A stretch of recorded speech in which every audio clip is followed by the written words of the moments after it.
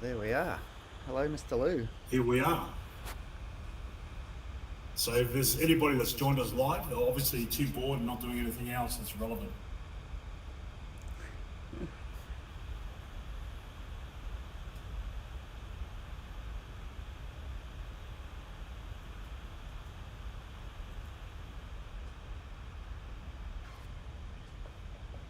Everyone should have finished their dinner by now. Just checking that we're coming through. This is going to be a lot of testing for ourselves on the screen. Yeah.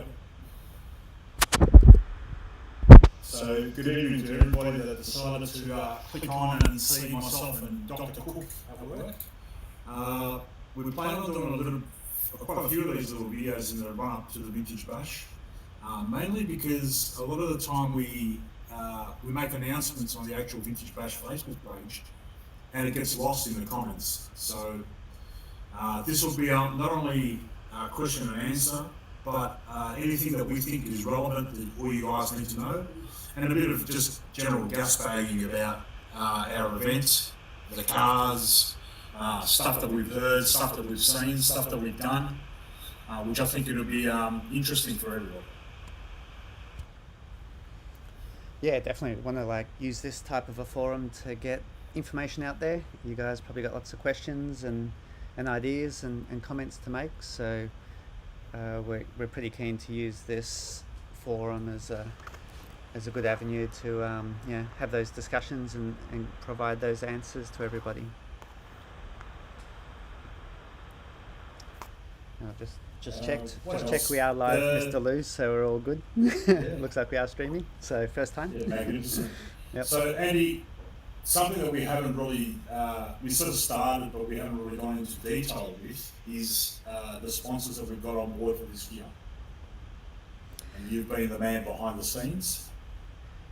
Yes, so we've been pretty keen to bring the RC Race Media into the Vintage Bash this year, to try and bring it up to another next level, another new level, which is always a challenge given how popular and how cool it's been. And so we've got those guys on board, and in conjunction with that, we've therefore looked for getting some actual organised sponsorship, talking to a whole bunch of shops and brands, both in Australia and worldwide. And we've been pretty pleasantly surprised by the response. There's a lot of keenness in the shops to come on board and support the bash, and also obviously we're there to support the shops as well, and the brands and the products that give us a lot of vintage goodness. So yeah, and J Concepts, so you can see up here we've got J Concepts on board as our title sponsor for VB4 2025, which is really cool. So yeah, Jason Ruona, for those of you who don't know, is the owner, the man behind the J Concepts brand. And yeah, he's been very supportive and generous to contribute and give something back to us guys in the Vintage Bash, and hopefully we can support him as well, of course. We'll talk about maybe a bit later about some of the products that he's going to be able to bring to us that we can all use, especially around the tyres world. So we'll have a good chat about that a bit later. I mean, there's products that he's got that I didn't even know about. Yeah, it's you sort of think, oh, we all know a lot of stuff, but yeah, you go to the websites of these guys, and it's like, oh, there's this whole area of products, and a lot of them. Yeah, he does a bit of both, of course, vintage and modern. So yeah, there's an amazing amount of stuff out there. So if you look around our screen, we've then got Hobbies Direct, who are a big hobby distributor, warehousing, retail, based in Geelong. And yeah, they've popped up in the last couple of years, and very big brand, very big name in the hobby now. So they're one of our major hobby shop sponsors for this year, and will be looking to do a bit of a media and some other activities and packages along with them as well. So definitely want to keep an eye out for that. We'll be bringing a lot more content in conjunction with Hobbies Direct. I don't think a lot of people realise how big Hobbies Direct actually is, Andy. Yeah, including myself, and up until very recently. Very very big operation. It's impressive, very professional. I think they said 29, 30 people that work for the company. So it's not a backyard or garage operation. We've got lots of people, large warehouse, and big support for our industry and all aspects of it. So there's from obviously a vintage lines, as well as the basher lines, planes, cars, drones, modern cars as well. Big range, plastic kits and what's that little ute you got, Lou? I've got it here. Whoa! I've got it here. The best thing I've ever bought. Actually, no. That's a big call. Just put it on the bench. Put it this way: the dog loves it. Yep. Let's have a little. She thinks it's the coolest. Oh, wait a minute. Just switch cameras. Oh, there we go. We'll go back to that. This thing Yep. What is that, Mr. Lou? It's a WPL D12. It's just like a little mini K truck, but it's full proportional radio. Comes with a 500 milliamp rechargeable battery. It's got proper suspension. I found a sticker that just looks perfect on the back of it. I don't know if you the camera can pick that up. Sanwa? Yep. Is that the But it almost Sanwa? looks like it's meant to be there, yeah? Yeah, it's And got there's the right guys that are tone. customising them and doing all sorts of weird stuff. So this isn't off-road or vintage, so we'll move on from that. But yeah, Yep. under $100 retail. Yeah, yep. So so there's an amazing amount of range that they've got. So that's pretty cool. Oh yeah. So move on to some of the other sponsors. So we'll probably have a few more guys coming on board later on that we'll update you guys with and talk about. So far we've also got Metro Hobbies as another major sponsor, which is really cool. So a lot of you would obviously know Metro. They're just moving their shop from Box Hill at the moment to Notting Hill, I think it was, and they've got the city store as well, and then I think Notting Hill, hopefully I've got that correct, apologies if not, which is where their warehouse is as well. So those guys are very keen to support the vintage scene also, and we'll probably be bringing you a lot of more content and products and information about those guys as well in the coming months up to the event. With a bit of a tie in there, potentially we've got Blockhead Motors. So I think Lou, we've brought a little bit of information about some of the Blockhead Motors, Jun Watanabe collaboration so far. So we've got probably some exciting stuff there. So June came out last year and loved it, and he wants to come out again this year. And we made some suggestions to him about maybe using some of the formats they use in Japan for the racing. So we're probably going to do the Hornet Evo racing with his rule set, which is just a fun thing. But we'll divulge more about that when we've got the details. But for now, yes, he will be there. Yes, he will have his champion hat on. And he'll be lighting life, and I'm sure he'll be the number one person to be going straight to the Gourmet Cafe for a snack. Well, look, we've got a little Gourmet Cafe logo there as well. Yeah. World famous. Wow. Yep, can't go past it. So so Jun Watanabe coming out again will be pretty awesome.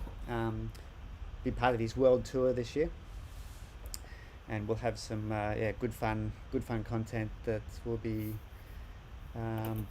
brought to us all with Jun. So then we've got Hobby Wing and Rubik's as well. Lou, did you want to have a few words about them?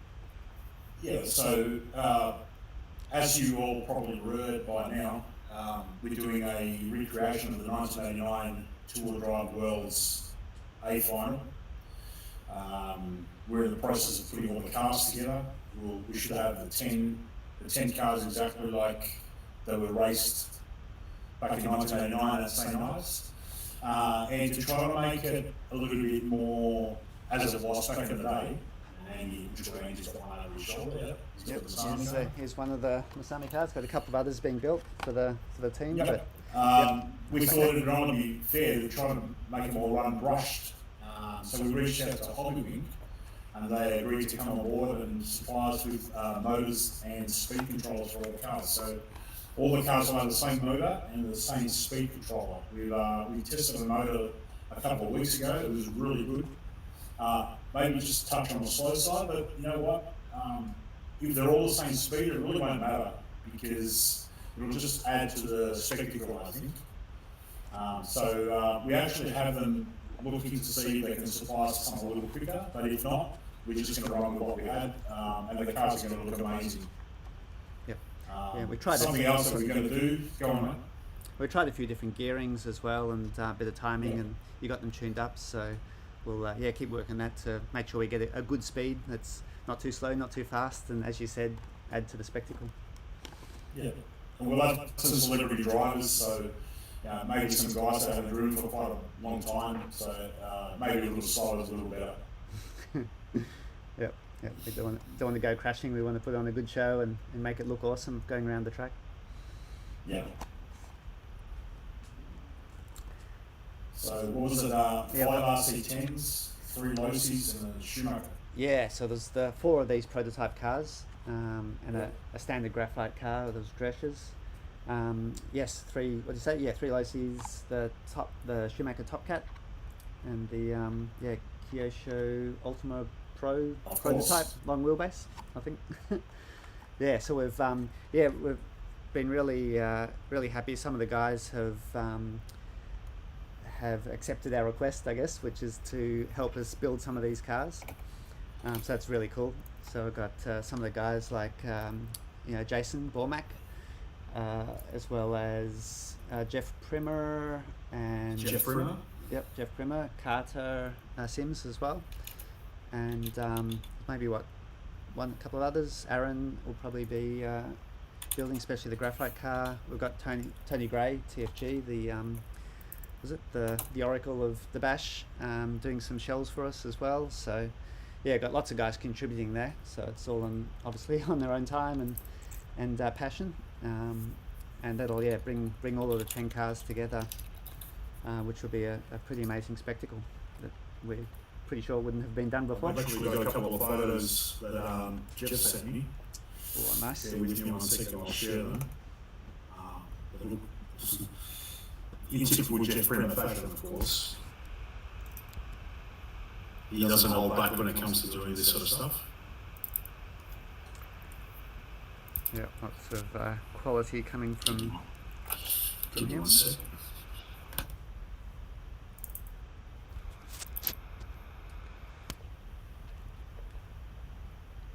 Yeah, so big challenge there, and lots of people contributing to make that a great spectacle and great fun. So it'll be very cool, and the guys coming on board, such as Hobby Wing, like what Lou mentioned, to bring some of the equipment that we need, because building and setting up 10 cars is quite a feat.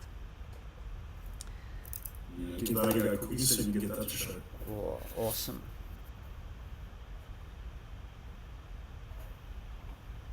We got, that would be a different car. That's really why it's showing that. Let's see. Maybe I'll have to share it again. Yeah. That one's still coming through. Yes, Harvey.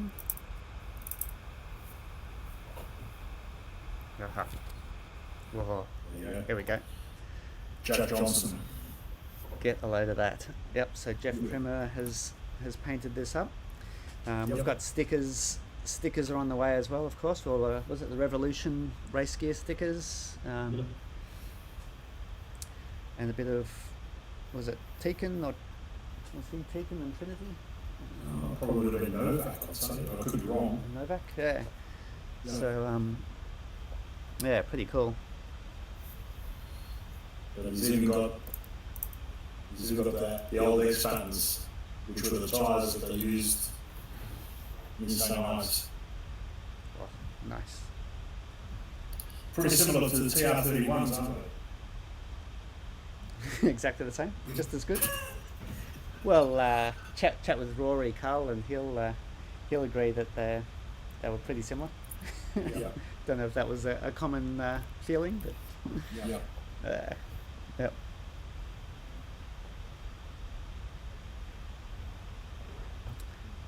Very cool. So, yeah, I think one of the iconic pictures that came out of the last bash was the big show of concourse cars. But, I'm really looking forward to see what the 10A final cars look like when they're on the ridge. Yep, that'll be another iconic photo. Yeah.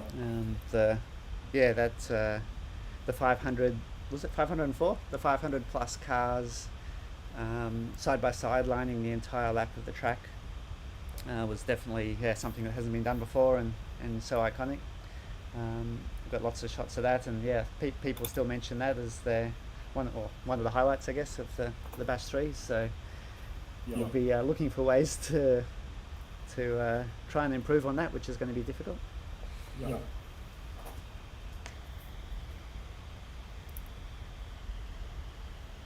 Very cool.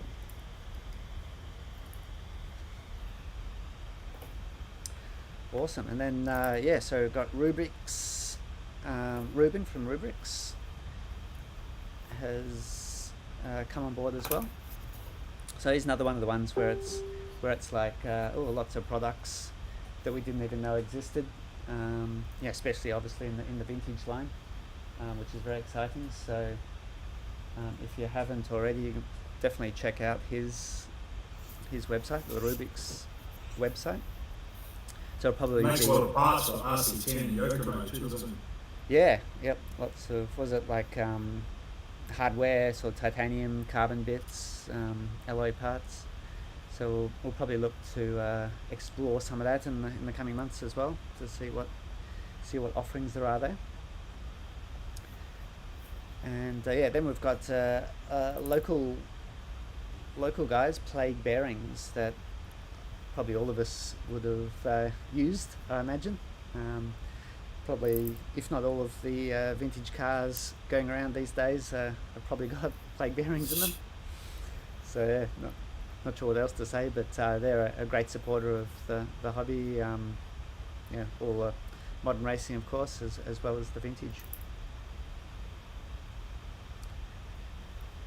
And then your mate from Fan RC. Fan RC, yeah, Mr. Cheng. So he's made a big impact into the vintage market in recent. It's not that long, is it? Was it a couple of years? With his reproduction and replica Yokomo parts he made to start off with, some of the Yokomo 870 and 91 parts, and RC10 parts in his kits. I've bought lots of, was it like the ball ends and the shocks that he's done, so that's very cool. So he's keen to give his little contribution to us as well, which is very cool. So so that's a quick introduction to our sponsors so far. We'll keep you updated with their products, and also any additional ones that are coming on board. There's a few others that we've been chatting with, so we'll bring those guys in when it happens. And it's very exciting. So that's helping us bring the media to this event. It'll be live streamed from all 3 days, from Friday, Saturday, Sunday. So Thursday which is probably a good segue to get into our sort of schedule and format a bit. But the Thursday will be sort of everybody will be setting up. What is it, Lou? It's our Cars and Coffee. Cars and Coffee, yeah, that was Jason Gilbert's idea. Bormac. Yep. Cars and Coffee. It works for the full-size cars, and it seems to also work for the remote control car stuff too. Open track for anyone that wants to do some practicing, and obviously the more people that we can get there, the better. Just a general get-together of nerds to show off their cars, which is really what the whole event is about. Yeah. The racing and the track action is a secondary activity. Yeah, exactly. In a lot of cases. So then there'll be those guys for RC Race Media, so led by Tony Firth and Matt Seckhold. So they'll be setting up on the Thursday as well as all of us sort of setting up our equipment and having lots of chats and reunions, I'd imagine, with a lot of old friends seeing each other again, which is pretty cool. Yes, what's next, Mr. Lou? What do you reckon? A bit more about the format that we're thinking of for the weekend? Yeah, I've got a little spreadsheet that I started working on. I think I need to share this again for you to get it. So, yep. Right, yes.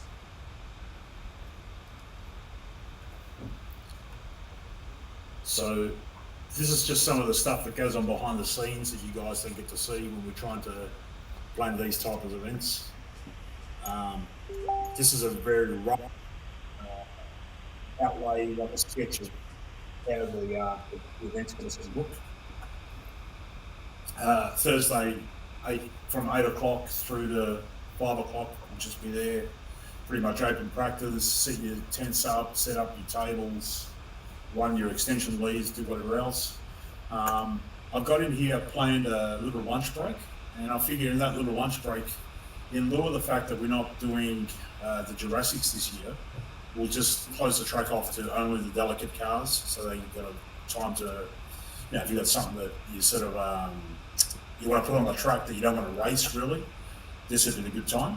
And I'm going to stick my neck out and say, pretty much if you've got a Riri and you think that's going to be in the Jurassic class, it's not going to happen. That's not what this class is meant to be. So that's the idea. That those cars you just can't buy paths for. You want to put them on the track. That's going to be your time there. Friday again, we'll start early. Probably go to about 11 o'clock, and then from 11:30 through to 12:30, we're going to try to do something similar to what we did last year with the concourse, get the cars all lined around the track. I'm going to try to split the track up into different sections so that we have all the trucks together, all the four-wheel drives together, all the two-wheel drives together, so on and so forth. So that if we're going to do any type of like a concourse style judging, it won't take us 2.5 hours to walk around the track to decide. We can just look at each section on its own. That was quite a challenge last time, wasn't it? Because there's like 500 so awesome hard, cars. yeah, Like, you how do you choose? And I think it would just look cooler too. Yep. And then Friday afternoon, we're going to try to get through all the stadium truck races. And then at the end of the day, we're going to do the first leg of the two-wheel drive 89 Worlds A Final. And as you can see, Saturday and Sunday, I haven't actually filled in yet because I haven't had time. But gives you a rough idea of what we're sort of planning. Yeah, nice. That'll be, so we want to get that iconic concourse done again, so that'll be a key feature of the overall event. Yeah. And very cool. And to fit in so many races, because we've got 13 races per round is kind of the capacity. So this spreadsheet here is one that I put together trying to work out how much time we need to run the event. And this is sort of based a little bit off what we did last year. So this sort of puts it into context. Last year we had 76 trucks. We had 41 85 to 87 two-wheel drives. We had 55 89 to 91 two-wheel drives. 36, 93, 95, and 13, 97 to 2000. That was just our two-wheel drive. So if you divide them into races of 11, 7 races of truck, 4 races of early two-wheel drive, 5 races of 89 to 91, and then another 4 races of post 94 two-wheel drive. So 13 races just for one day. 4-wheel drive, the early class, we had 50 last year in the 85 to 87 class. We had 44 in the 89 to 93, 23 in the 93 to 95, and 20 in the 97 to 2000. So 5 and 4 is 9, 11, 13.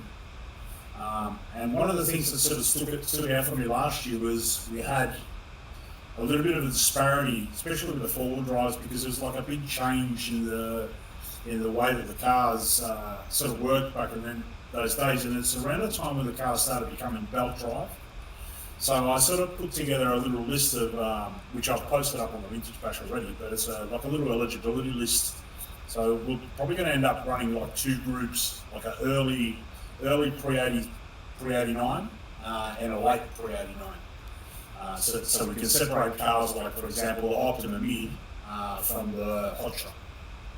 They never really raced each other.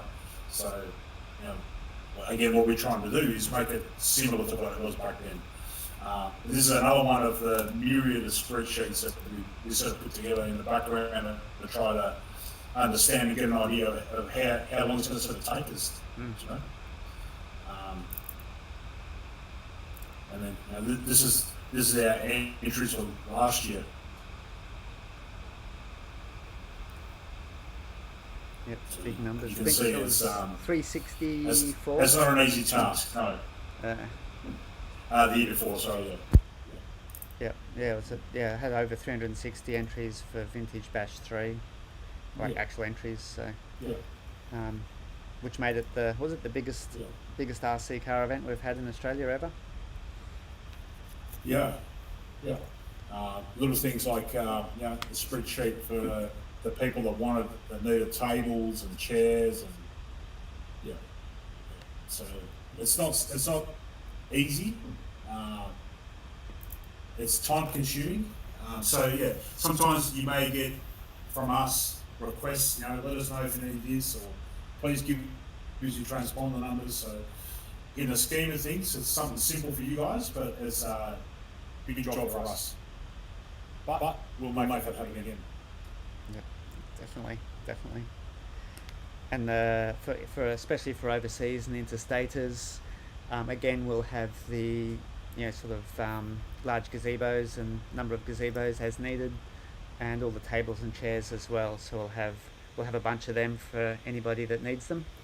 Obviously priority given to international and interstaters and any locals. But if you can tell us, we'll probably put calls out. But and also part of the entry process, we might try and capture that information. But we'll be pretty keen to get that type of feedback and info over this time before the event, so we can plan and cater for those volumes accordingly.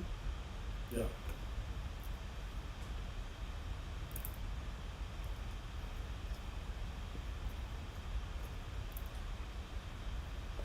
And looks like we'll have quite a few internationals again, like even more than last year, which is super cool. And especially a lot of the guys from Japan are very keen. I've probably seen the fun that Jun had here last time. And was it the guys from New Zealand, America, Canada, and we'll see who else gets involved as well. Be interesting to see how many of the guys from that Pine Beach Raceway come out. Yeah, so there's a bunch. I think there's at least 6 or 7, along with the famous Atsushi Hara. So I think he's good friends with some of those guys as well.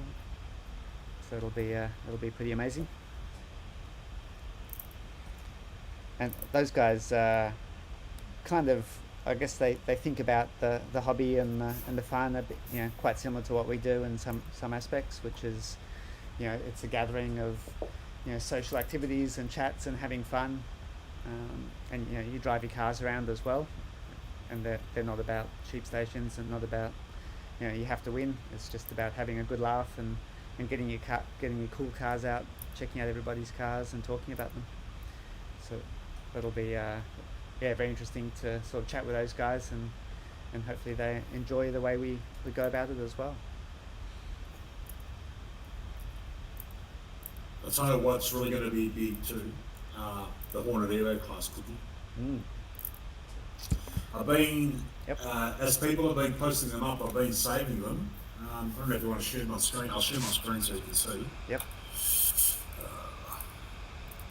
I'm sure there are others, but some of them are super cool.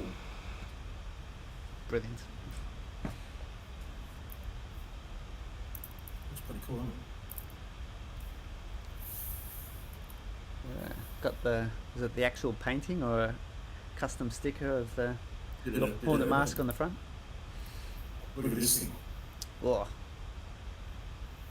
It's a The J. Halsey Hornet. the Halsey car, yeah. Well, you know that one. Right. Who did that one? I was trying to think. Beautiful. Ooh, bit of sparkle.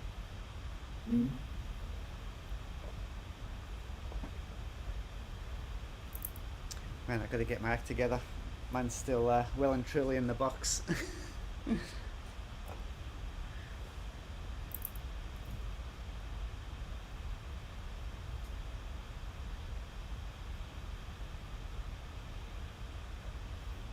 Man, what a spectacle. That's good because they all look the same, but they don't. Yeah, same car, but everyone's got their own Yeah. theme and style to it, which is pretty cool. Yeah. It's going to look spectacular on the track, that's for sure. With all I'm of sure these there's some bouncing more out around. there. Yeah. Well, I like that one. I'll be able to see that one on the track. Yeah.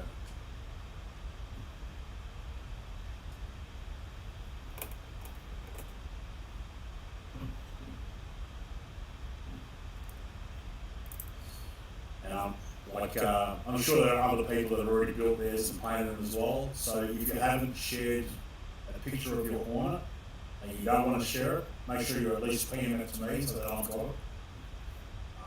And I can do a nice big collage with all the Hornets that are going to be running, so we know whose this was. I'll show you something cool with my one.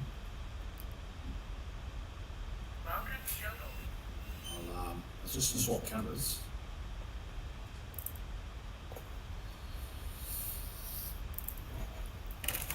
Just so that I have mine here.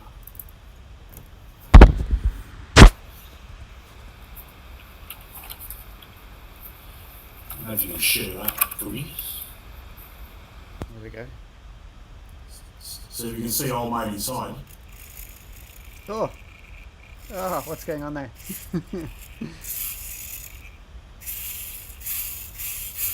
Oh, loving that.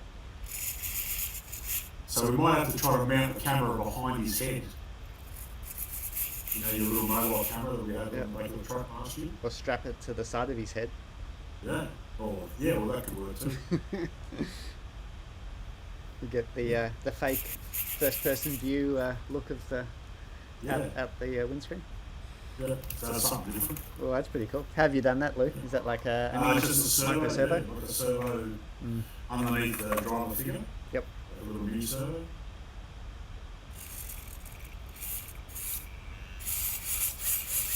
Something silly. With that red and white stripe, it looks like outside of an old school barber shop when it Yeah. turns.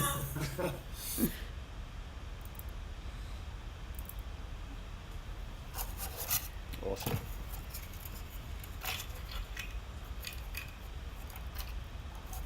Yeah, that could actually be the highlight of the dash. Yeah, I think it's going to be pretty special with all those Hornets bouncing around. And actually, I mean, they're not a top end race car, but they actually get around the track and the corners reasonably well from what we've seen so far, especially this new Hornet Evo with the slightly more decent suspension setup. The guys at Chargers have been running them, and from all accounts, they absolutely love it. Love the fact that the simplicity, and Yep. when there's a whole swarm of them racing against each other, the guys are having a real good time. Brilliant. Well, it looks like we've got some comments coming through on the chat.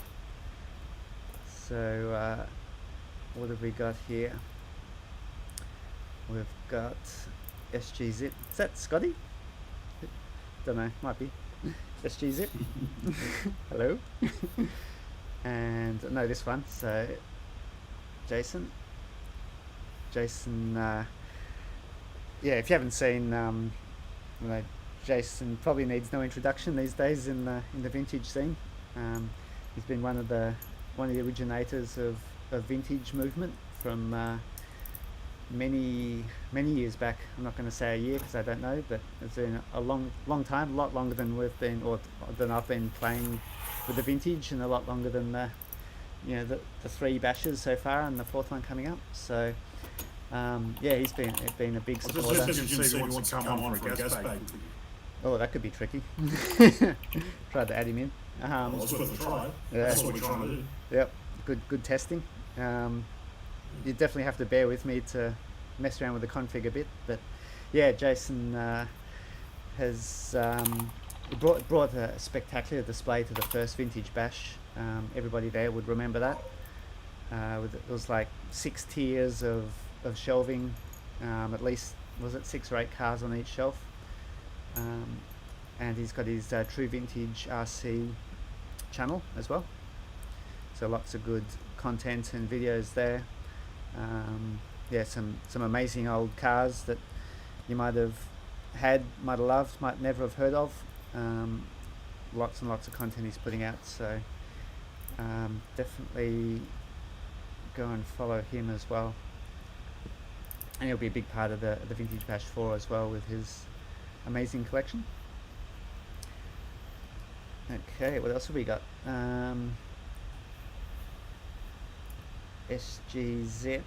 Oh, I think that's his Scotty by the sound of it. Is there one with a Is there solar one paint with a scheme? solar paint scheme? No. What were we talking about then? Was that the Hornet? There's the Hornet with the solar created paint scheme, but not an actual solar paint scheme. No.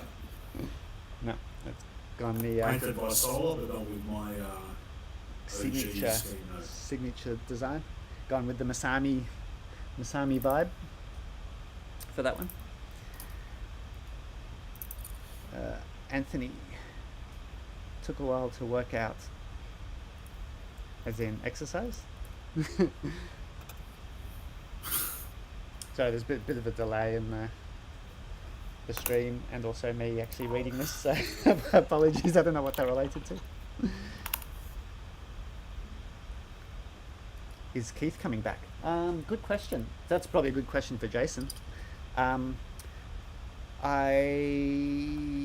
not sure if he's confirmed yet. There's a good chance. We'll be staying in, or keep chatting with him, along with Dwayne as well. So Dwayne came out from Canada last year, and he had a great trip while he was here. So I think came with his wife last time, and they did a bit of a Australia tour after the bash, which is pretty cool. So if any of you guys from overseas are thinking of coming out, yeah, there's a good chance to do a little holiday as well, either before or after. Speak of the devil. What's Dwayne up to? So hard to top 3, I'm sure you will. Yeah, so Dwayne, not sure if you're able to get the brownie points with the missus again this year, but if you can, it would be awesome to see you. Oh, okay. How to get onto the chat? Cool. Yep. YouTube chat. I'm probably learning this stuff. So yeah, chat on the side of the the video? How to get onto chat? You've got to subscribe to the channel, subscribe to the YouTube channel, Ah, yes. and after 5 minutes, it allows you to then Comment. type in. I don't know if there's a way to change that. There certainly is. That was the default, and I didn't change it. Yeah, I think it's designed to stop spammers and that sort of stuff, of course. But yes, I can definitely mess with that. Yep. Or negotiations.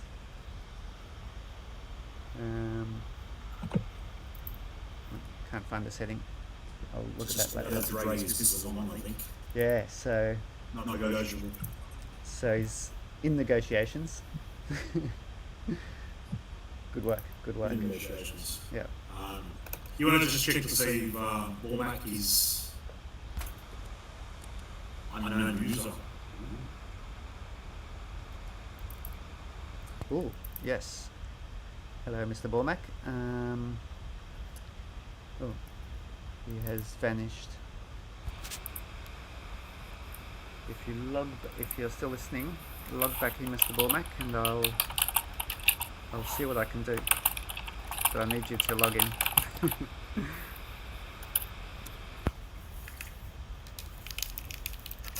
Well, so bear with me for a bit of configuration on the screen.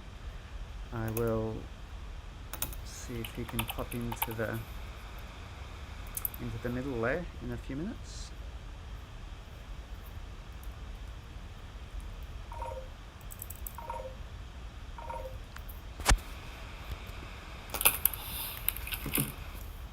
Where's Mr. Bormac? Come back to us. He has more computer problems than NASA. So his trusty Apple's just starting out again. He's going to try to get back again. Marvellous. Yeah, it sounds like he's been having lots of opposite of fun with that Mac over the recent months. Yeah. Which would be really annoying, especially given all the content that he's just creating with it.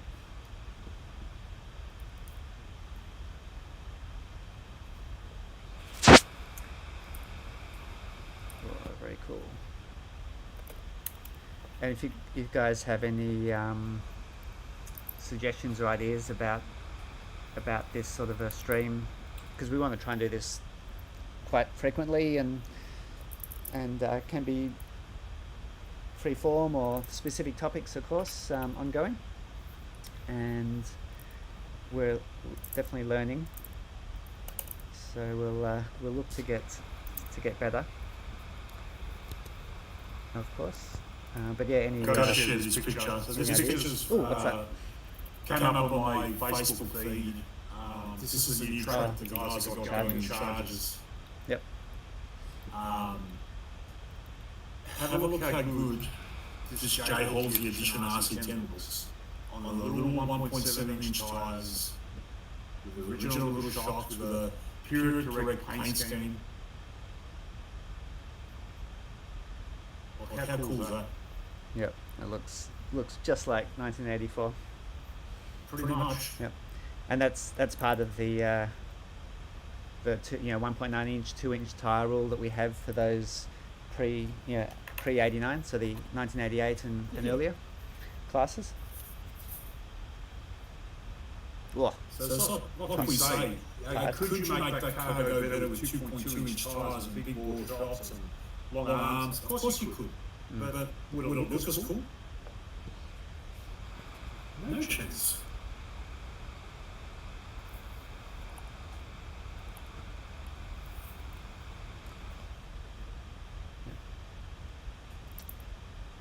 Oh, I've got Action RC on board. His 5 minutes is passed. He loves the dyed arms on that car. It just looks awesome. I just think it just looks like that photo could have been taken in 1984. Yep.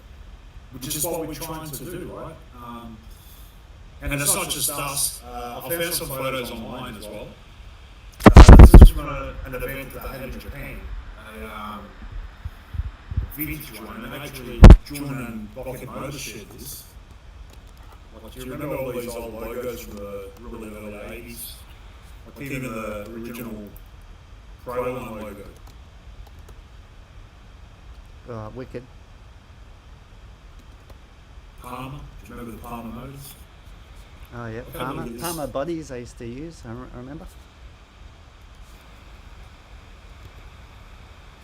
Look how cool is that? And then, you know, Tomahawk tyres.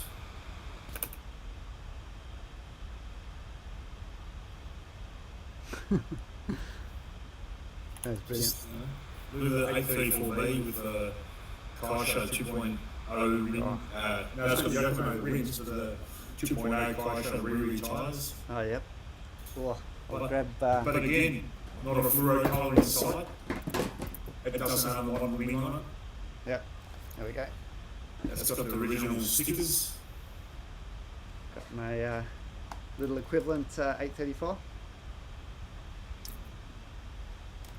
Yeah, Super cool.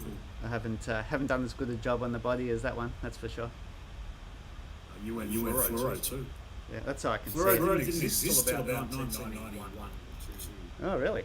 Oh, wow. Yeah. I'm gonna have to fix that then. Look at this.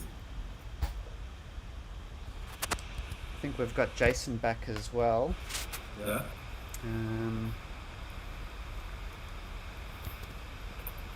Let me see. We're not totally prepared for a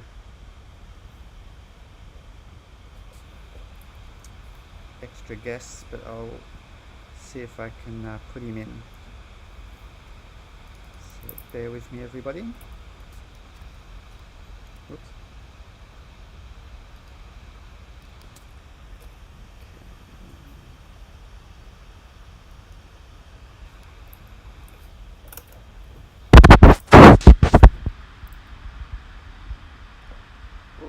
Oh, there it is. There we go. Just a sec, I have to give some audio.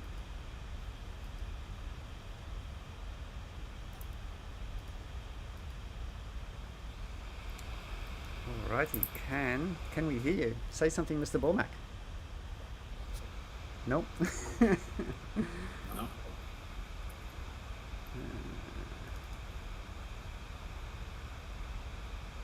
Have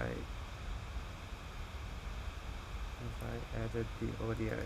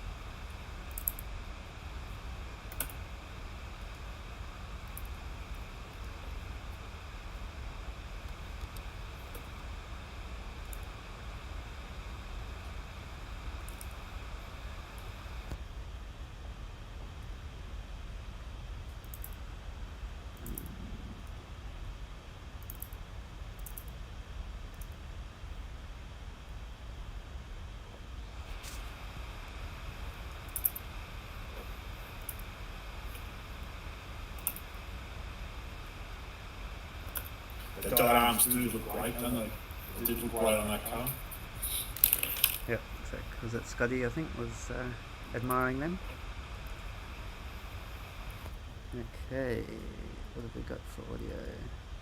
I'm not getting the audio channel from Mr. Bormack at the moment.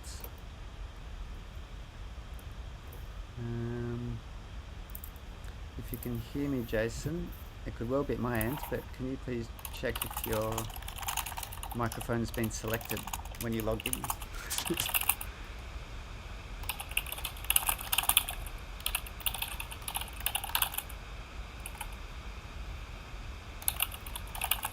Cool. Hello, is that working? Yeah, here it is. Testing? There we go. Oh, I'm in. You're It's in. rather impromptu, isn't it? Just a random. Yep. Bit of feedback. Sorry, I muted you for a second. Awesome. How are you? Good, good. Thanks for inviting me in. No worries.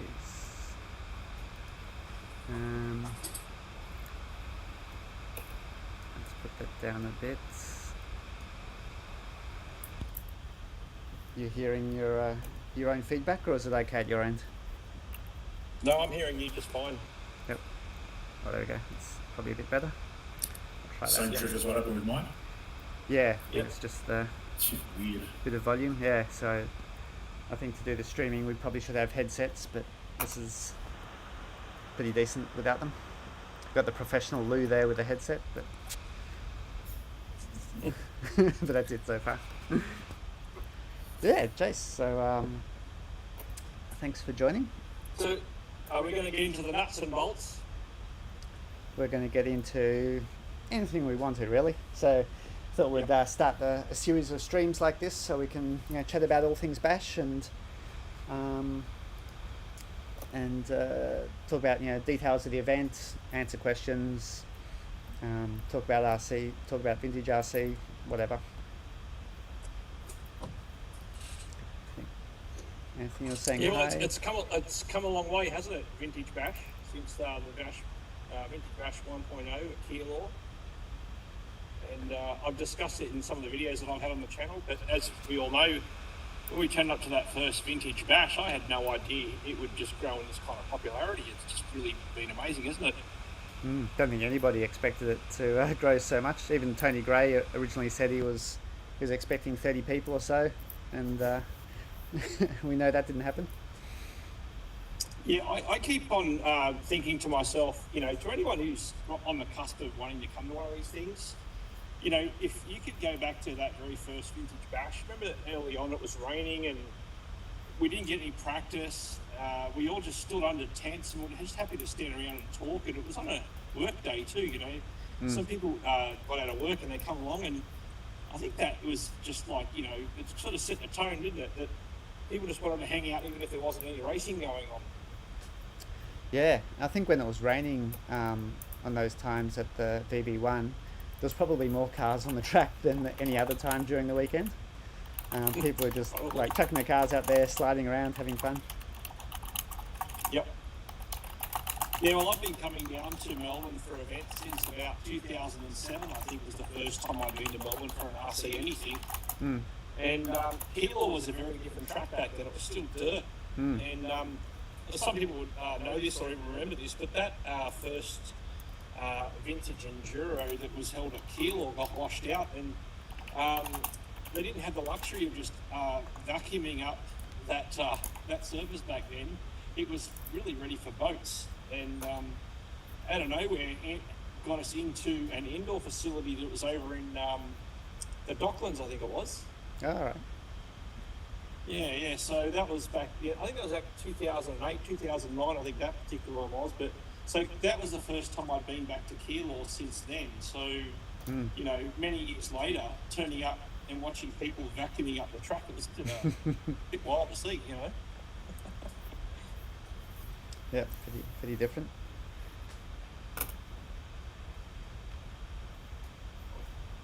The birthday boy. But whose birthday is it? Hayden Tasker. Oh yeah, Hayden. Oh yeah. I need to see where I can see these comments actually.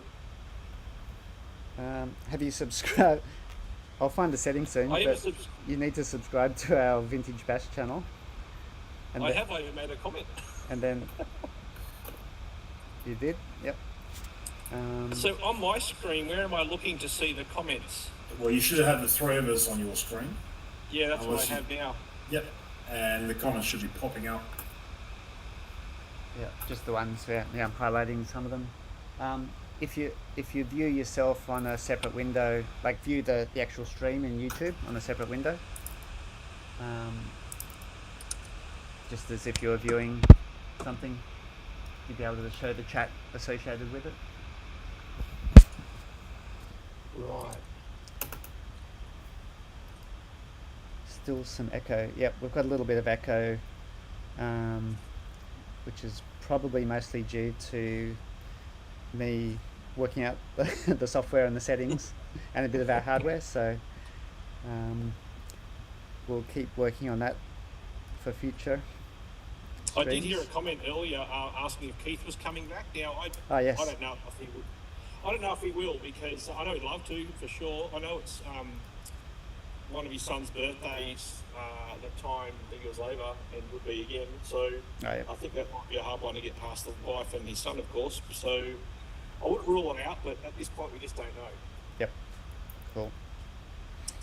But he did say if he did come back, he would probably just fly into Melbourne, be there for the week and then fly out from Melbourne again, because it was a bit of a wild trip last year, that's for sure. Yeah, I guess we haven't all got, or not many people would have the luxury to be able to do that, let alone once, let alone multiple times. So. Yep. So him and I think Dwayne's in a similar boat, I think, which is trying to get the brownie points with his wife to see if he can make the trip again. Well, yeah, Dwayne's he's even put in, I think he's already had one vacation already, so with his wife and his family. I saw some photos he sent me. So maybe he's putting in the work now, the groundwork, so he can sneak away when the time is right. Yep. Awesome. Oh, I missed the question actually from Anthony. He was wondering how many Hornet Evos that we're expecting. I don't know if we can put a number on it, but what do you reckon, Lou? Heaps. Yeah. Lots. It could be an issue with trying to not, get that many people on the driver's stand, which is not going to be enough room for them. So. I like what they do in Japan. You know how they all stand around the track. Stand around. Yep. Drive like 50 cars around the track all at once, just really slow. It's like a procession, I reckon. Yeah, we might have. Wicked. Yeah, I think we might have to do something like that by the sound of it, if there's that many. Yeah. You might see something like that. Yeah. Yep. We want So to. what I'll do is, I'll just flick across my phone. I'll look at the comments. And I'll just try and keep up with it there, because I can't see it on my actual computer screen. So, hey to Anthony, I saw a comment from there. I'll try and keep on to it. Yeah, awesome. I think Anthony also was mentioned about the 20th of June. So the new the Chargers guys up in Queensland have that new off-road dirt track that they've just built, which has been a massive effort by those guys, so a little segue to give a shout out to them. They got a Vintage Muster as their first sort of big vintage event at that track. Was that the 20th of June? Is that one, or is that a different date? I think it's in August, isn't it? Yeah, sometime in August. I think we're planning to go up. I know we're all planning to go up and check it out in August, so that'll be an awesome. That's right, yeah, August 1st to the 3rd, isn't it? Yep. So you're coming up for that one, Jace, as well? Absolutely. Brilliant. Yep. That I believe the entries are coming out tomorrow for that event. Yeah, 1st of June. Yes. So we'll share a link on the Vintage Bash page.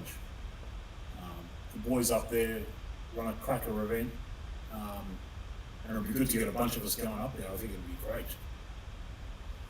Yeah, be another good trip, because Lou and I went up there last year for their was it the festival, which was a sort of combined event with vintage, outlaw and modern classes on both tracks over 2 or 3 days, I think, at least a couple of days. So Lou and I went up for that one, which was great fun. So Geno and Marshy and all those guys up there, Anthony, put on a amazing club and amazing show. So it's definitely a good event to travel to. Yeah, I was a member of that club for a while back in the day, back when I was first getting back into RC, and it is a bit more of a relaxed sort of atmosphere, the Brisbane Gold Coast sort of scene. I know that when those guys turn up down to the Vintage Bash, they do bring with them. They are a nice bunch of guys, and they're good fun to be around. And I'm sure the fact that they're organising their own thing up there will be even better again. So I guess we can turn up there as guests and let them do it how they do it. Yeah. Yep. Oh, there we go. So yeah, 3-day event, August 1st to the 3rd at Chargers. That's the Vintage Muster. That's the one. and we've got Hayden saying hello. So Chris Schoenfish, I assume, will be back at the Bash this year. Awesome, thanks guys. Looking forward to seeing you again, catching up again. We've got BJ. G'day BJ, thanks for joining. So so we got talking about our sponsors earlier with Metro Hobbies. BJ and Dave from Metro, Dave the owner of Metro, super supportive of the Bash, and they're very keen to be part of it this year and ongoing in future. So thanks for that BJ and David. Yeah, so how's the Knox track looking at the moment? Have you got any updated photos or any videos of stuff up lately? It's a club day on tomorrow. I'll endeavour to take some photos of the unmaintained track to see how good it actually holds up. It's surprisingly good. Yeah. You know what's good this year though is that you won't have to rebuild it like you know, a number of months beforehand and wait for the grass to come back in. This year you've had a whole new year really, and another whole year since that event, so the grass will be out of control, and it's just a case of mowing it, I guess. Yep, that'll be very good that we don't have to build the whole thing with Tim McClure coming down last year on at least a couple of occasions with all his equipment, which was incredible. The track surface has been really, really good, like really interesting. So it's sort of, even when it's been quite wet, it tends to still smooth and groove up a bit on the racing line, even just during a club day when there's 30, 40 cars going around for the clubby. And then a bit of the dust is gradually moving away, some of it offline. So if you go wide in the edges, it's you get into the loose stuff and it's slippery, of course, like off-road. But it's been held up remarkably well, I reckon. Yeah, it'd be good for you guys not to be sweating up to the last second. The fact that the course is already maintained, and you're not going to change the layout, are you, between now and then, I take it? I don't think so. It's changed a little bit since last year's Bash. I don't really think it needs anything major. Yeah. It's super good. Yeah. Are you contemplating a change of direction this year, or thinking the same direction? Or Pass, haven't gotten to that point yet. Yeah. We're still trying to contemplate how we're going to fit so many people into 3 days of racing. Yeah, that is a good point, isn't it? I try and get that point across in some of my videos to the viewing audience who want to come to the event. It really helps you guys who are organising it to have, things set up ahead of time, and people turning up last minute wanting to, finally register their transponder number. It's just more time taken away from yourself. Yeah. When you could be focusing on the running of the day rather than do those silly things. So maybe this year we get that down pat with the people. Look at that. Optrick RC10. Where is these photos from, Lou? These came from Blockhead Motors. They had a vintage event in Japan. Somebody from Blockhead Motors shared them. Cool. Not sure how you're going to share this one. Yeah, where are we looking? What can I do? Let me large get stream. Yeah, is it just me, or is Japan are we seeing more vintage events going on over in Japan now than what we used to? It just seems that way. I actually think they were doing it long before us. It's just that it's now become more commonly known. Miss Yeah. Jason, I just need to switch our scenes or see if we can get these images in. I'll add you back in, but you will not be able to hear. We won't be able to hear you for a few seconds. So just hold steady. And what do I need to do? I need to put this back.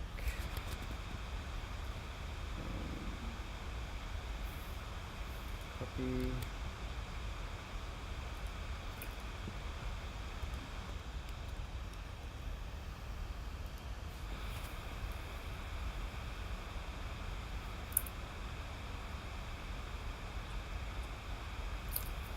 Is that correct, Lou? Yep. That's the images you're showing. I'll see if I can add Jason back as well. It won't fit anywhere, but at least we'll be able to hear him. Yeah. Okay. We've got...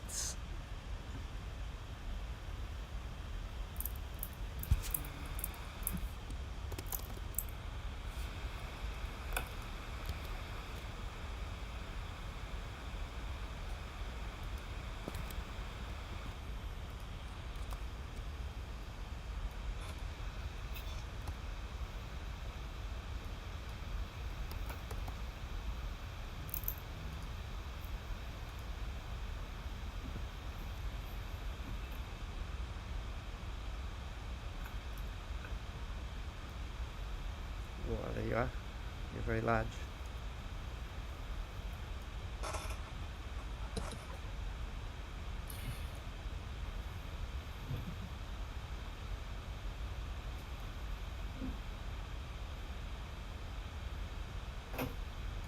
This is something else that we'll need to set up cookies. So we've got three. We can have 3 chat heads and yeah, it's all right. We can definitely set it up. I just hadn't. That's the plan, right? So Yeah. So have a look at this 834. Oh, sexy. You know, they've gone to the trouble of painting it. It's pink and purple. The old Ranch Big Shop stickers, IFMA. They've used the Tomahawk tyres, super clear. Everything period correct, the little wing. Yep. I just think that looks so good, so like it's supposed to. Yeah, it's not. Yeah, you can't have a modern, profile wing. I think. I mean, guys do it. They put, they try to modernise the cars, and look, that's cool too. But you just can't beat that look of the car when the way it looked like when it was raced. Yeah. Yeah. And obviously these guys, some of these are probably, I'd say all of these are the original cars, but the parts that replace the parts that like the tyres are hard to get, so they're all gone to these tyres that look almost identical to what they would have ran on. But the fact that they've gone to the trouble of getting the original type of stickers and to make them look like period correct, I just think it just looks unreal. Mm. And that's one of the things we try to push for. Not so much, again, it's like a little post that I put up, it's not about the lap times, it's about how cool the car can look. And yeah, you can put 2.2s on this and modern whole shots or whatever, and it'll go better, but it's, you've lost that coolness about the car. Yeah, being able to turn up and drive your car and experience it with the limitations of the designs from back in its day. Yep. I think that's a winning thing to do in vintage. Even if it slides out a bit more, maybe the tyres don't grip as well as a whole shot. But no one's trying to, win world championships here. It's just for the fun. And there've been guys out there running older tyres, and even the 834. I ran this last year. I had a more modern pattern I could have run, but I really enjoyed running those 870C Riri tyres on it.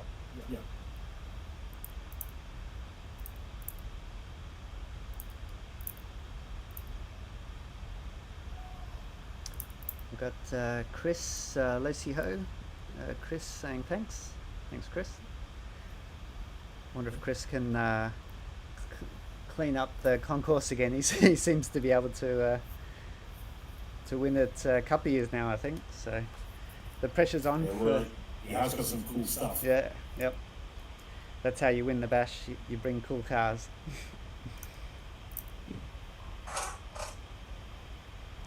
What else have we got? 4 days of racing. Well, there's 4 days of chucking your car on the track, that's for sure. Yeah, if you think about it, right, so these events are, you can go to a modern club event all year long.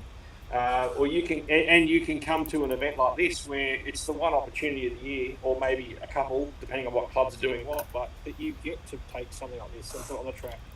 You wouldn't put it out there on a regular club meet usually, would you? No, a lot of these cars pretty much never come out, and now we've got the bash. Yeah, they come out the once a year or so, which is pretty awesome because that's what most of them are for. Oh, here we go. Got Mr. Daff, Aaron. So we'll get probably at least the three of us, like Lou, Aaron, and myself, as the sort of core streaming guys, along with like Jason, and in future we'll get like Scotty, whoever else, on and off, whoever's available at different times, but we'll get that gradually improved and evolving each time we do it. Legends. What's happening here? Marshy. What's this? You got inspiration up here. Charges the Heavy D dirt track. Such a great vibe from the bash, from first bash to the third one. Looking forward to hosting your Legends up here in August. Yeah, it's going to be awesome. Thank you again for what you guys are doing. And yeah, definitely looking forward to that. As we were saying before, all three of us on the screen here, and I think Aaron's coming up as well, and I'm sure there could be some others. It's going to be awesome. I think Daff loves that. Was it the Hot Trick RC10, Lou? Yep. Yep, we're definitely getting echoes. I thought you fixed that. I minimised it, I think. I don't know how to fix it properly. If anybody knows, I'm open for learning. Yeah, well, this is my first time on a stream, so yeah, it's got its challenges, I'm sure. Yeah, I think we should ideally have headsets like what Lou's got. I think if all three of us or everybody on it has the headset that isolates the feedback from the speakers, that's causing that little bit of feedback. I can go get my headset. If you want to, for sure. I would, but I don't know where I'll go get it. Cool. No worries. Back in a sec. Yep.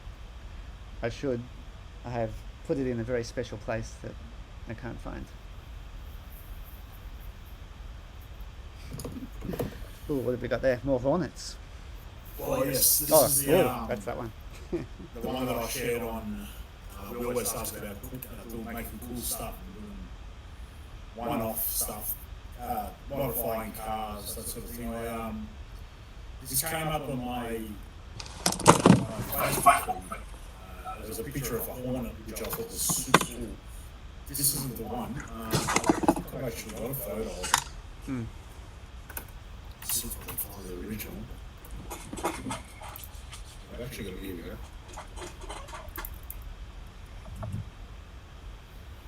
So these are some of the original photos that I think I've got to share that again. See how this works. There we go.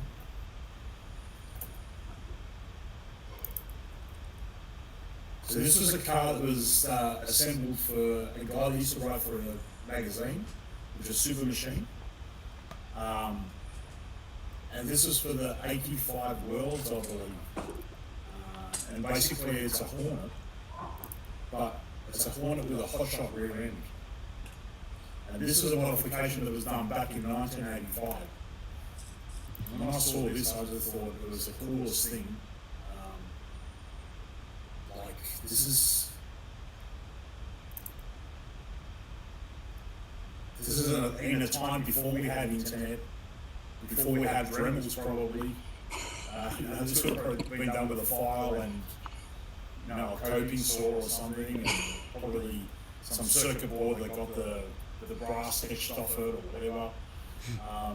and I managed to find a couple of articles on this car, and apparently one of the reasons the car got done was because the guy that travelled to the worlds, he was a bit pressed for luggage space, so it was easy for him to just take the same type of wheels for both cars.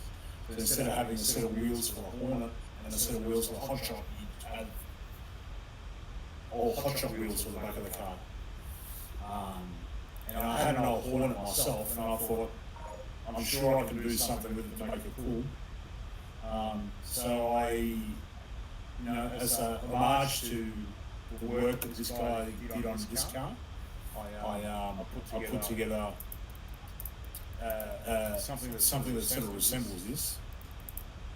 But even though it's cool, I still don't think it's as cool as the original. But I did my take on it with a bit of a twist. So this is the way that the suspension worked on the original car. Basically, a piece of wire underneath the arm that flexed Oh my God. and gave it the spring tension. Yeah, torsion springs. Yeah, and on the front, the actual dampening was a nylock nut with two washers squeezing up against the plastic. So you could actually tighten this up for more or less dampening. And because the car was so low, it actually worked. That's awesome. So I just thought, what if I was around at that time, and what could I have probably come up with? So this is my take on the Hornet. So I also put a Hot Shot rear end on it, but I probably went a little bit of a different angle on it. I used the basic overlay of the other car, but this is actually using a Hot Shot front end as well. So I've used the arms of a Hot Shot and modified them to fit the Hornet arms.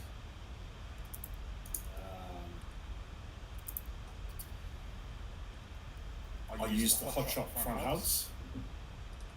I used the ball ends to make like a triangle. But the front of my car doesn't use that bit of white, it actually uses a shock absorber.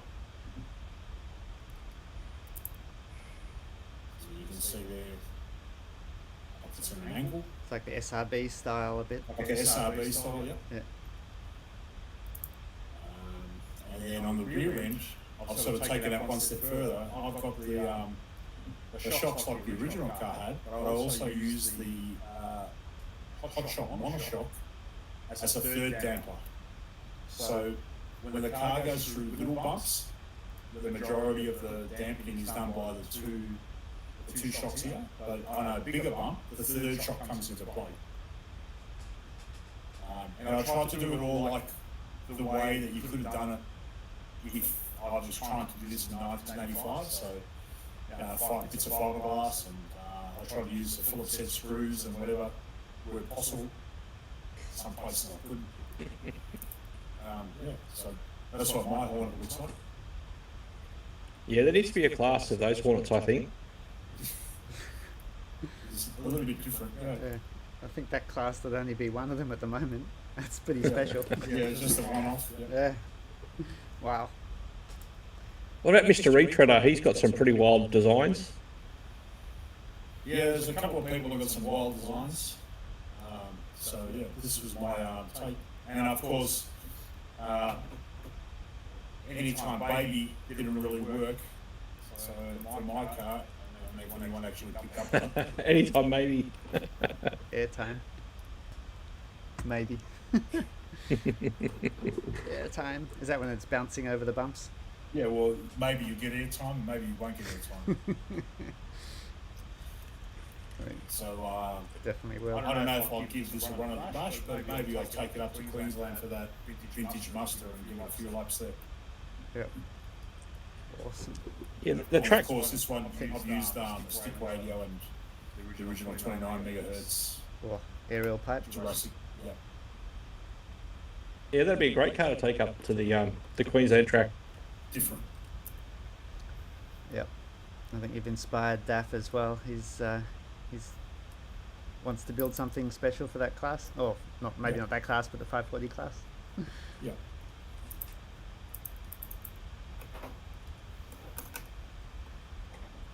What's that? Air People supply probably deck. think I've just been talking a bit of rubbish, but I have actually been working on this Turbo Tomahawk.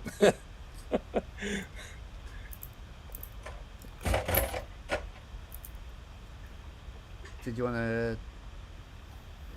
Oh, that'll be tricky. Do you want to show that one a bit more? I can try and switch it to the larger box. One moment.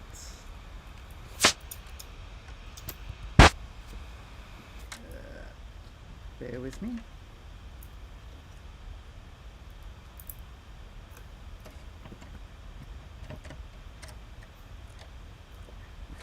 Fly over here for a bit. How's that?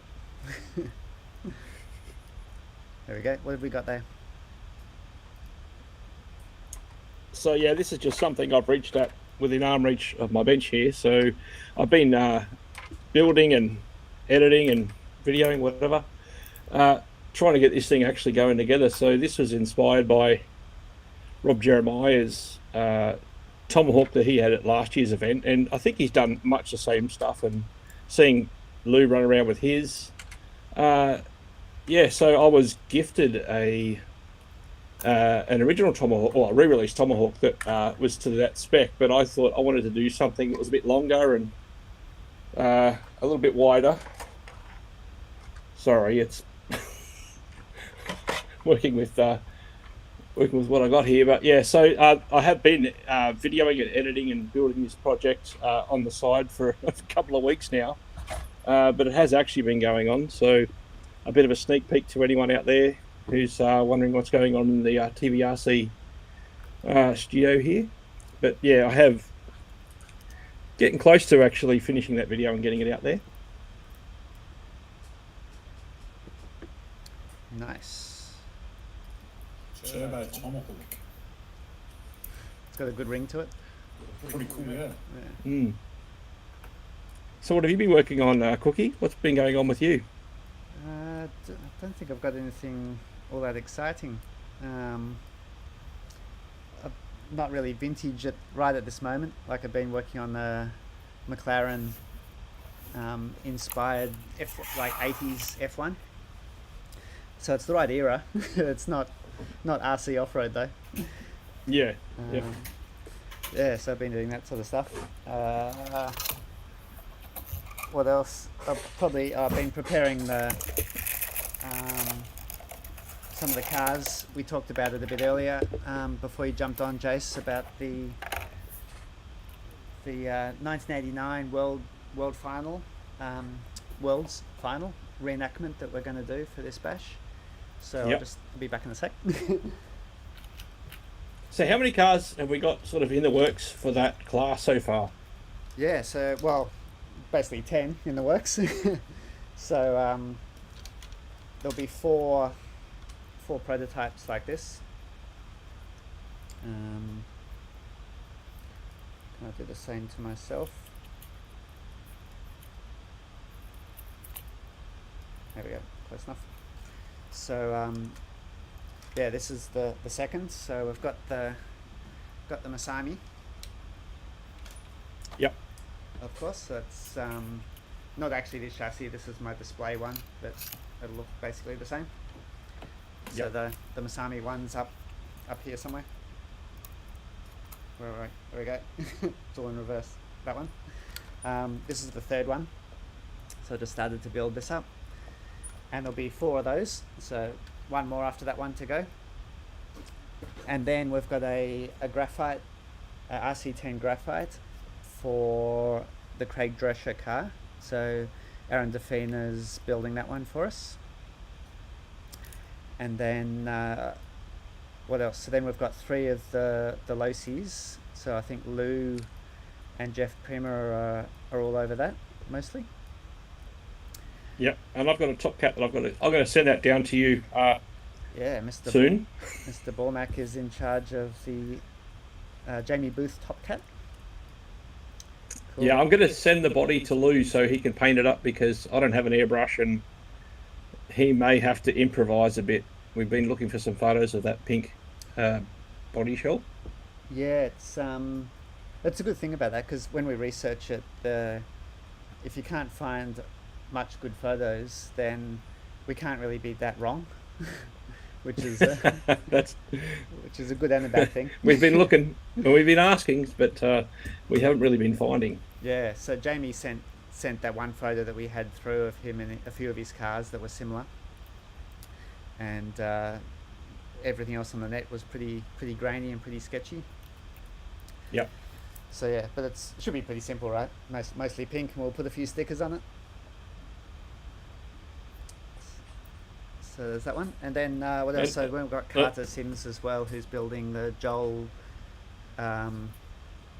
Ultima. Johnson Ultima Pro. Yep, sort of like. So what was he running, a Pro XL, was he? Or Yeah, it looked like a bit of a prototype. So it was a double deck chassis, carbon of course, but double deck, and I think it was a long wheelbase with an Optima, maybe an Optima mid body shell, or one of the Optima body shells. So yeah, and then was that it? Yeah, I think that's all of them. So I've got those two, yep, the 3 Lotuses and the 5 Associateds.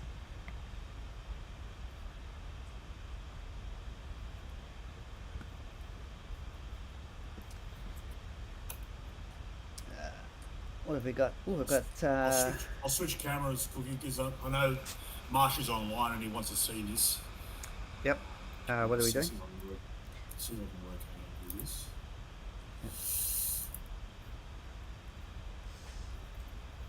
Okay, let me just swap back to here. I'll add.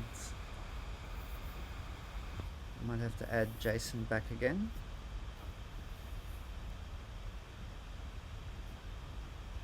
So we can see your car at the moment, Lou, and then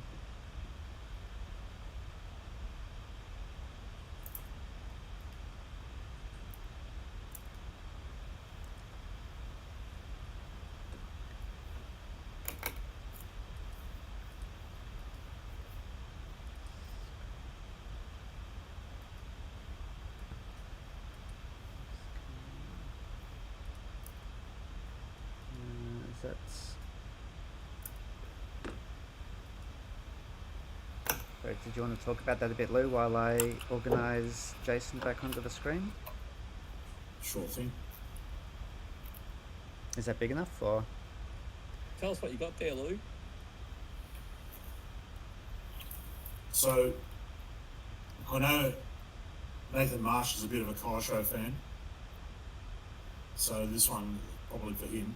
So I did a little article on the Vintage Bash page about the what ifs. Last time I did a what if Kyosho raced the Turbo Rocky instead of the Optima Mid at the 87 Worlds.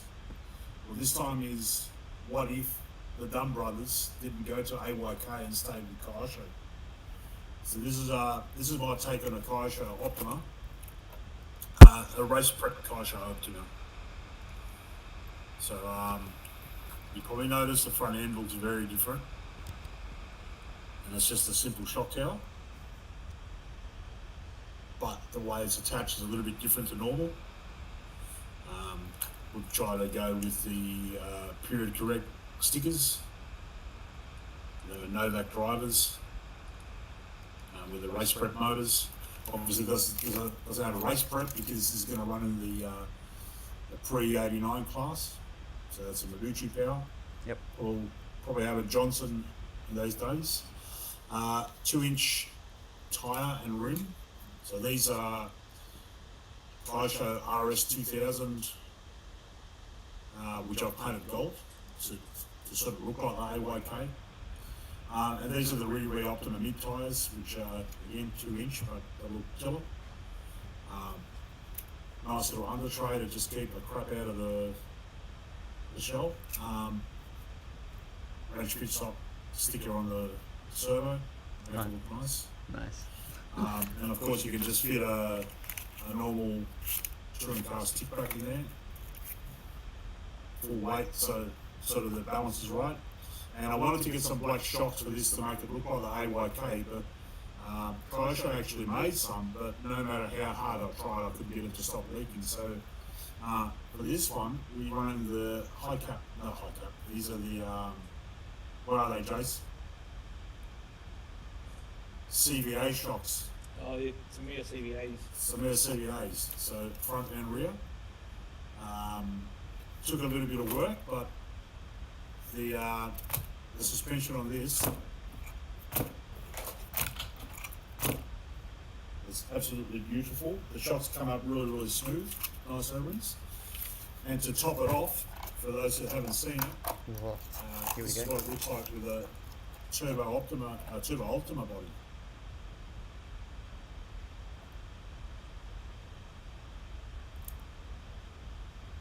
Yeah, I think Mike Dunn would approve. Possibly.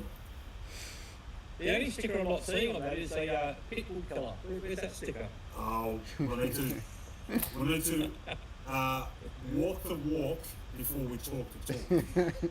Make sure you can back it up, Because back those up things the get sticker. around pretty good, right? So they get around pretty good. So, but yeah, this would be a good competitor for them, and something a little different, but done in the spirit. So obviously, I'll still use the original Kaisho style wig, with the little side dams and stuff like that.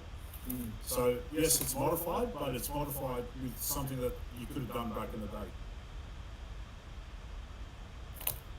Beautiful. Yeah, I started off with the Kyosho Optima, the June one, or the Mark 1 Optima. That was my first car at the track, and those red aluminium shocks leaked like a sieve. They were terrible.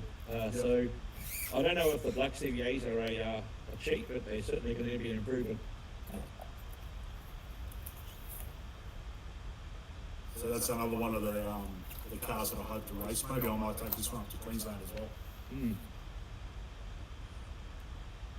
Yeah, the Dunn paint scheme, it's so striking, isn't it? You know, when you see that thing going around the track, it draws attention. And the checkers especially screams, what, 80s paint schemes? Yep. No fluoros. No fluoros. Does that mean I got to do another 834 shell? Yeah. It needs to be golden brown or something.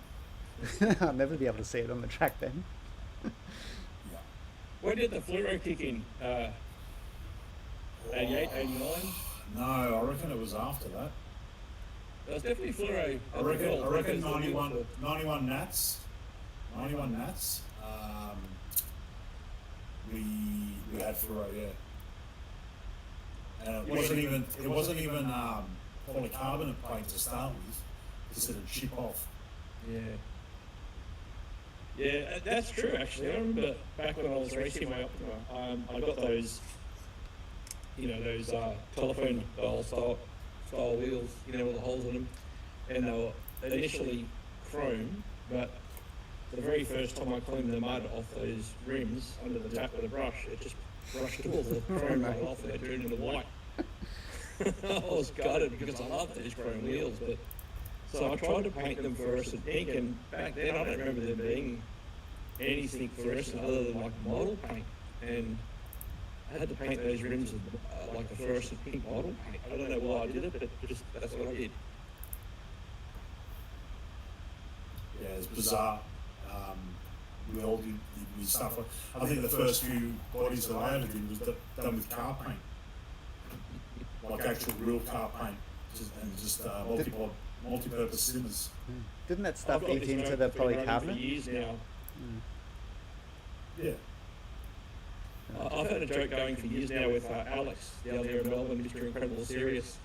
The very first time I went down to Melbourne for one of those vintage events, I had never actually seen one in person, but he pulled out a mini Mustang, and back then, you just didn't see them at all, really. And I was just blown away by this thing with a 2-speed, and I insisted we work on it and get this thing going, even just around his street, and we did. And the only body he had, I don't know where it come from, but had the windows cut out, but the whole thing looked like it was painted in white house paint. It was the worst paint job ever, and I was like, still so excited just to see the aesthetic of the car, the body of the car out there, slipping in on around old cap tyres out in the rain, whatever. Yeah, that's an ongoing joke now that's been wearing its way out. House paint. White House paint concourse body. Classic. Years later, he sent me up a mini Mustang project, And I've got photos of it to prove it, but even the black plastic spine was painted with white house paint or something.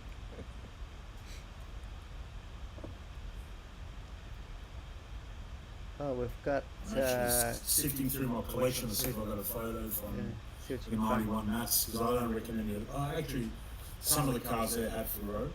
So yeah, I reckon around 1991. If anyone thinks different, let us know. We had the was it Yeah, the I reckon fluoro? 91 was fluoro, yeah. Yeah, fluoro with the like the water. Was it the water drop sort of paint styles as well? Would have been about then. Yeah. There you go. They certainly had fluorescent wheels though. Pietro had their fluorescent yellow, green, orange yeah, wheels. maybe. Yeah. Did you At find- the 89 Worlds, I thought it was the best thing out because in the pits they were giving stuff like that at the very end of the race because I was in the last day. Yeah, the rims, definitely the rims were fluoro. But as to body paint, no. Maybe 90. Yeah, well, definitely. Even if you look at all the photos from the 89 Worlds, not many of them show fluoro paint jobs. Yep, we'll go with early 90s on that one, I Yeah. reckon. Yeah. Did you have some pictures So to is this share, Lou? photo that's or- on screen now? Is that from the not? Is that from an Australian event? That's that photo that's on the screen that you can see, but the people can't. Is from the 1991 four-wheel drive A final, Nationals A final, Where was that held at? Canberra. It was one of the biggest events ever for RC cars in Australia. Can we do try and get that up, Lou? Yep. Where is that? Oh, that's on your share. Cool. One moment. Bear with me. I'll bring that up somewhere.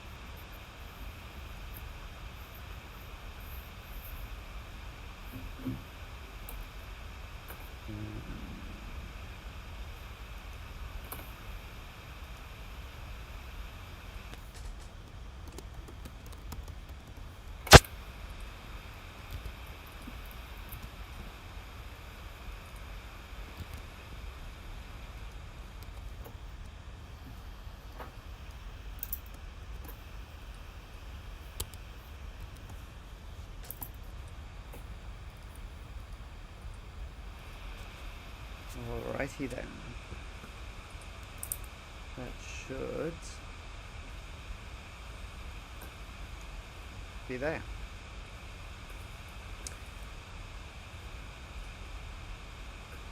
Wow. And there you go. It's Masami, is that Reese on the top left there?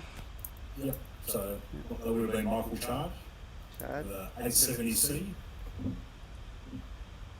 with the Kyosho gold shocks. Then Reese, again with the 870C. Yep. David Crowe. And Darren Campbell. So Crowe had the Masami scheme. Crowe had the Masami lookalike scheme. Yep. And why nobody's done one of these replicas with this paint scheme is still beyond me. Because I reckon if I had a Pro Cat, that's how I'd paint it.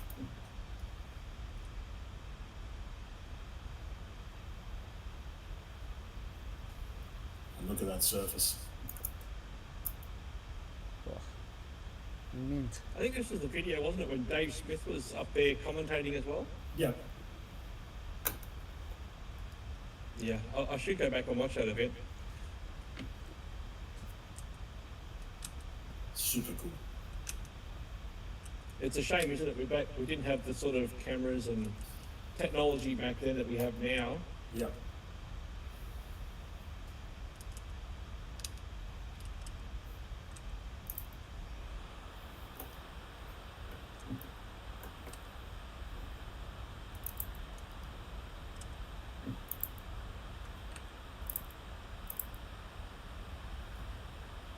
how are the comments going in the feed?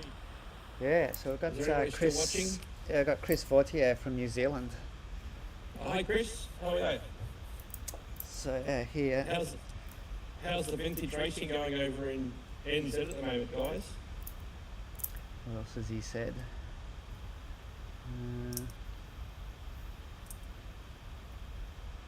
Yeah, we'll have to. Yeah, if you can pop in some more comments there, Chris, we'll get to them. There is a bit of delay, I think, as well in terms of the feed versus comments. Yeah, I can't So, see yeah. the comments on my screen here. Yeah, I don't know why. Like, you just normal YouTube. You know, when you're watching a YouTube, there's usually comments on the right you can expand or show. I hope. Yeah, so Chris and what are the names? There's three guys from New Zealand came over last year. It'll be Chris, Tim, and Hayden. Tim, yep. Yeah, so do you know, hey Chris, if you want to comment if Tim and Hayden are coming back again? Chris and Hayden are coming. I don't think Yeah. Tim's making it this time. Yeah.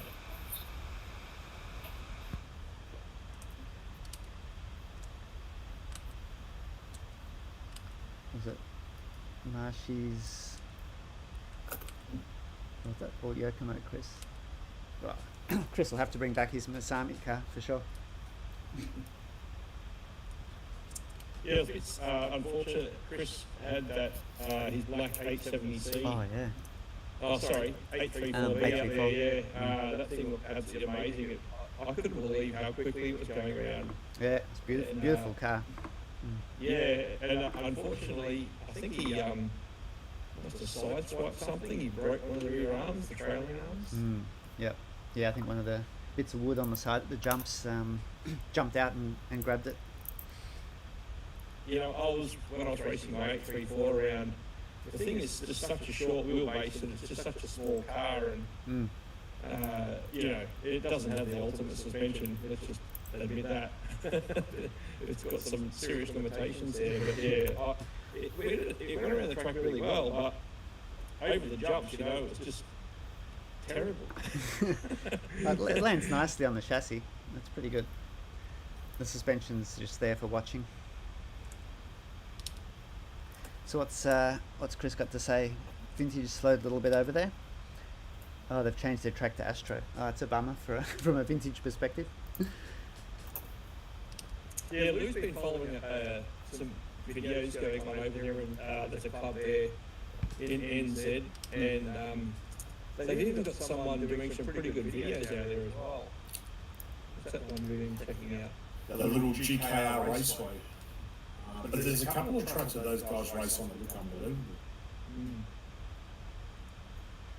Yeah, I think Cheese had been to that GKR track a little while back, I think he said. Yeah.